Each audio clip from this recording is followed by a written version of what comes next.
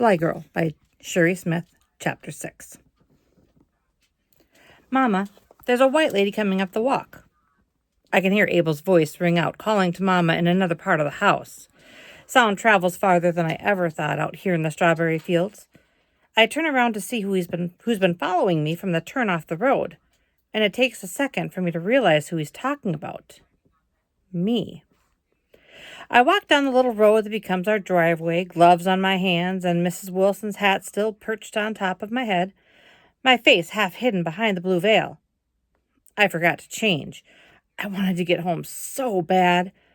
Well, there's nothing to do about it now. I can bring the hat and stole back tomorrow morning. The stockings feel silky against my legs. No wonder Jolene loves them so much. I'll have to wash them and give them back to her, scented with lavender perfume, to say thank you.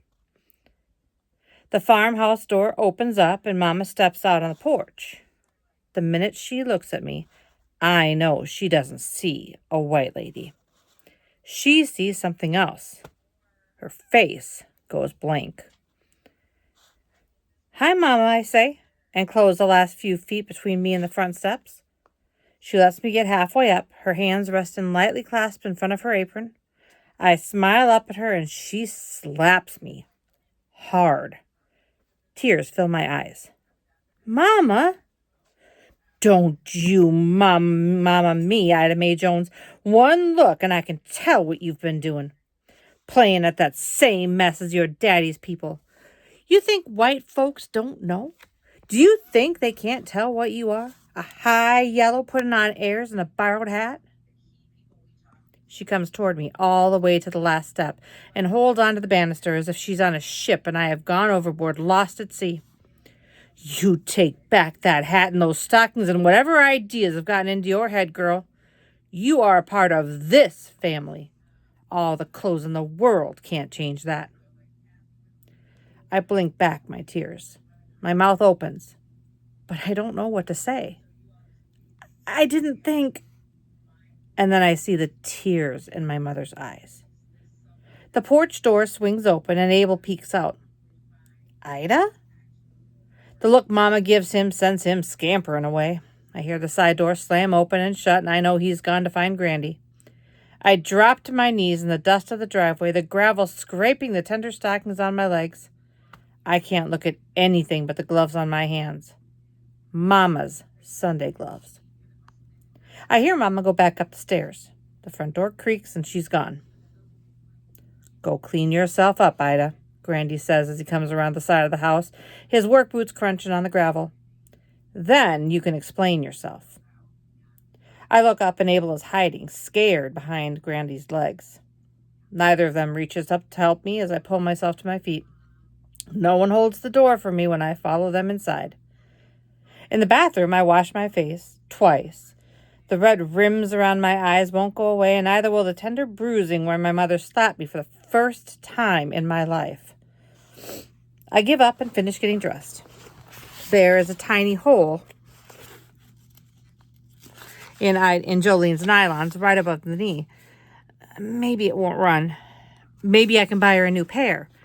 The girl in the mirror looks hollow. Big dark eyes like empty wells, and I look unnaturally pale, sickly, almost green. I turn away from my reflection and hang Jolene's hose up to dry. Adjusting the straps on my overalls, I go downstairs to pay the piper. Grandy and Abel are sitting at the kitchen table. I wish Abel wasn't here for this. There are things he shouldn't have to worry about until he's older. But Mama's always made us sit through each other's talking to, so we both learn a lesson with only one of us having made the mistake. Mama jumps up from her chair the minute I come in and goes to the window. She won't look at me. I stand in front of all of them, unsure if I should sit down, unsure if I'm welcome. I knew one day you'd go to see her, Mama says, her voice strained and quiet. I blink in confusion. Mama? She turns around and her eyes are as red as mine. Don't mama me, girl. You know who I'm talking about. Was this for her? I swallow hard, all the pieces falling into place. No, this wasn't about Grandmia Boudreau. My father's mother, French-speaking, Creole, light-skinned Grandmere Boudreau, has money and status that goes with her maiden name. She's my daddy's only immediate family, and we've never even met. I know where her house is, on one of those streets uptown in the Garden District of New Orleans. One of the old houses built for the free people of color before the Civil War. A fashionable neighborhood for the almost white. The rest of my family would never dare set foot there. Thomas's hair is too kinky. Abel's skin is too brown. But I've got the right complexion, the right texture to my hair. I'd fit right in. She could take me to Paris if she wanted to, where the colored women can learn to fly, just like Bessie Coleman, the first colored woman pilot. Of course, with my father's mother, I wouldn't need to be colored if I didn't want to be. I never knew my mother was afraid of that fact until now. My father's people were town people, city folks who followed opportunity the way a compass follows north. Some time back, one of them found herself with child by a white man, and they steered that half-colored girl down a path that made each generation lighter than light, having children by white men and marrying those children to other mixed colors, lighter and whiter, until my father was born. Daddy was destined to marry a white woman, to be a passé blanc, and give his family a better lot in life. But Daddy wasn't an opportunist. He was a romantic, and his heart chose Mama. Grandmere Boudreau never forgave Daddy for his choice of a brown-skinned bride or his career as a strawberry farmer, which he learned from Grandy and mixed with his college learning. Grandmere drove out to our house only once when I was 9 years old, to have a look at us, as Daddy said. A look is all it was, too. She drove up in a brand-new Studebaker caked with country dust. Our dust. The back window rolled down slowly as the car came to a stop at the end of our driveway. It never turned to come up to the house. From the front steps, itching in my Sunday best, between a stiff-jawed Thomas and an unusually quiet Mama, I caught my only glimpse of Grandmere Boudreau through that open window. She was fair. Not like milk, but cream. The good kind you pour into coffee on special occasions. The same shade as the paper flowers in Mama's old Easter hat. Her hair fell in soft graying finger waves like a movie star, and her powdered skin was set in an expression so severe it looked like it hurt. Her mouth was a firm red slash in that pale, pale face. One of her gloved fingers went up in the air like she was pointing at a bird. The window rolled back up, and the Studebaker drove away. Mama harumphed, the way she does when she knows I'm lying, and marched us back inside to put on our regular play clothes.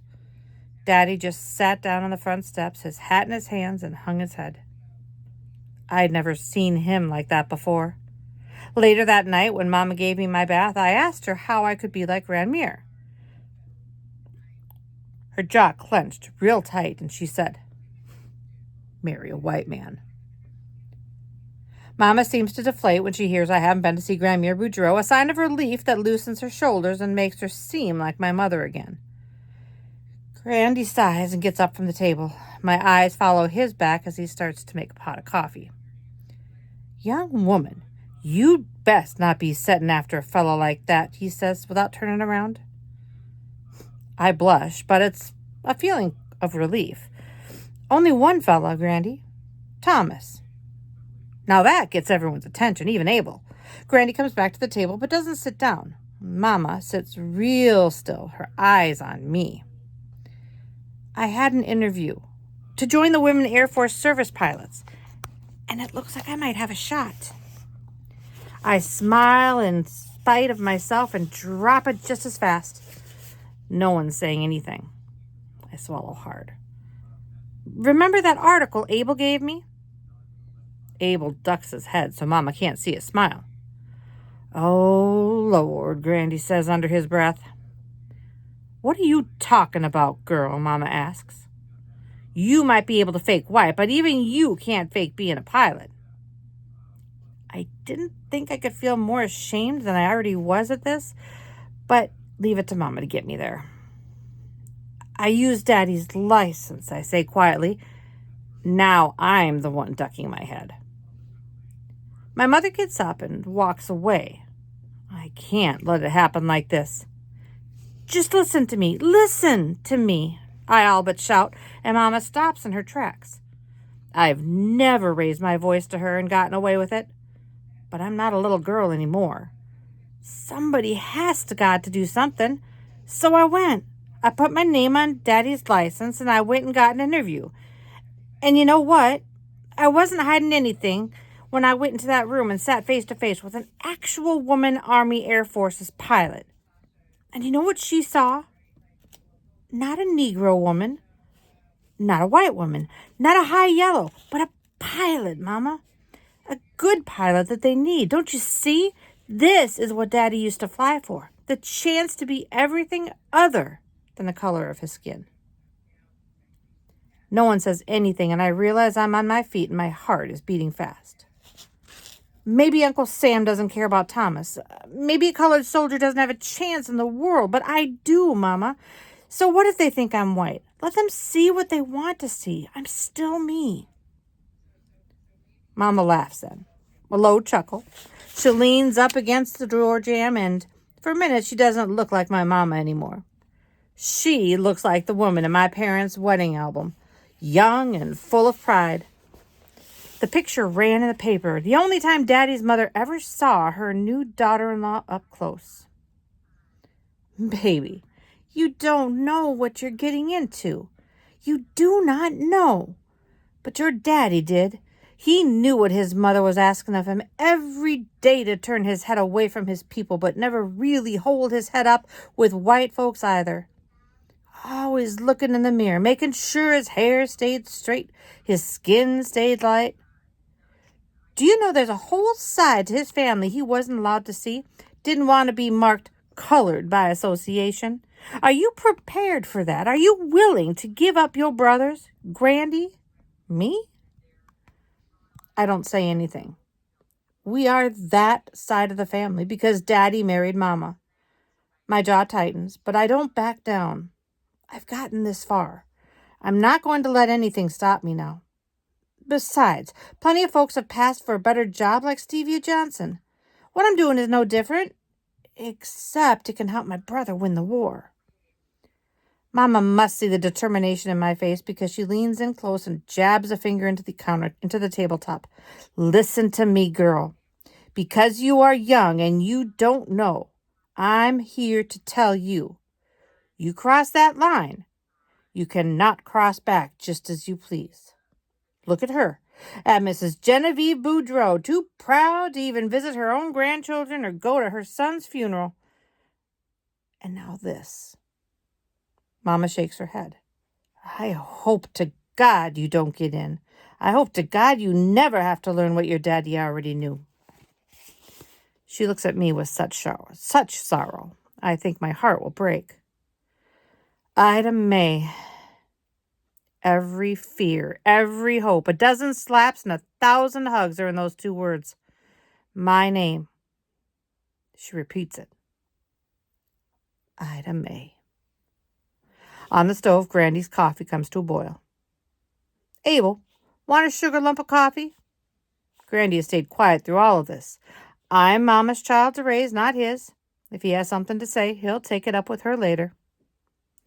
Abel happily scrambles off his chair to get a saucer for his little sip of coffee. Grandy puts a half spoon of sugar on the saucer and adds 2 spoonfuls of coffee. Thomas and I used to do the same thing when we were his age. The house feels stuffy all of a sudden. I'm going to get some air, I say. Grandy nods and pours a cup of coffee for himself and for Mama.